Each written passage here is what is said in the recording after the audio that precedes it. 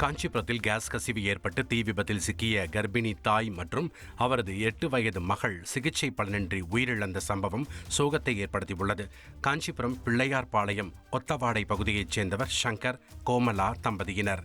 இவர்களது மகள் மணிமேகலை 2வது கர்ப்பமாக இருந்ததால் தனது முதல் மகள் கிருபாஷினி என்பவருடன் தாய் வீட்டிற்கு வந்துள்ளார்.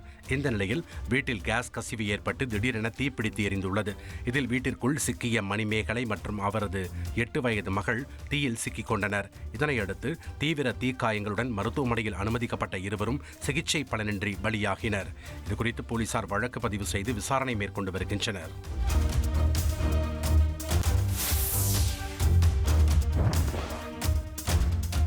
சென்னையில் பணி நிரந்தரம் கோரி 7வது நாளாக போராட்டத்தில் ஈடுபட்ட பகுதி நேர ஆசிரியர்களை போலீசார் கைது செய்த சம்பவம் பரபரப்பை ஏற்படுத்தியுள்ளது.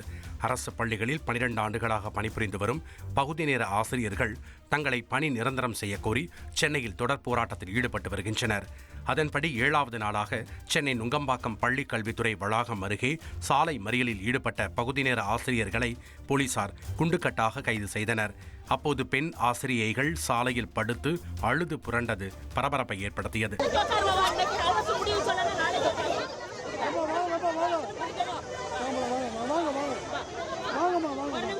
இதனையடுத்து கைது செய்யப்பட்டவர்கள் தனியார் மண்டபத்தில் அடைத்து வைக்கப்பட்டனர். ட்ரெண்ட ஃப்ரெண்ட் ஆக்கிக்கோங்க. தந்தி டிவியின் சப்ஸ்கிரைபர்ஸ் அண்ட் ஃபாலோவர்ஸ் குடும்பத்துல நீங்களும் இணையுங்க.